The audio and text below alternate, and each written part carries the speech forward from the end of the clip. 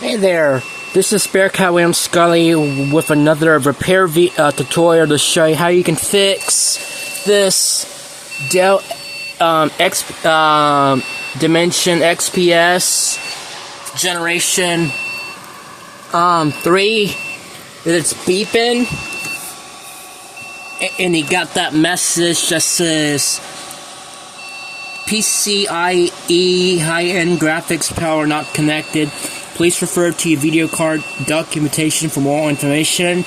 And also, not only it's beeping, the fans were going very loud and very crazy. So I'm going to show you how you can troubleshoot the this graphics card on your computer. So, anyways, before you get started, make sure the power is unplugged. Now, first we need to discover is this connector right there. This plugs into the graphics card, okay? So this plug needs to be plugged in. You just plug this in, and then for a test, it's gonna power up a couple. It's gonna power up by itself. It's because the CMOS battery is not instead. And look at that. We have successfully fixed the problem, guys. Now it's doing its, So, other than that, just a quick and easy repair video of this computer. So if it's beeping like that, just make sure you get make sure this is plugged in, or otherwise it will beep at you crazy and such. And then if it's still having some trouble, then you know that this graphics card is bad, and it needs to be replaced.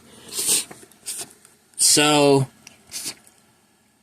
as you can see, now it's doing it just performed its,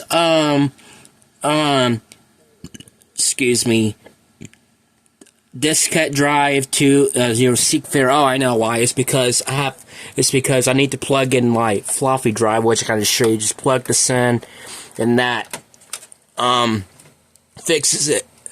So, keyboard failure, I know it's because, I unplugged it, so it thinks whatever when there's a keyboard attached to this computer versus it's unplugged, so don't worry about that.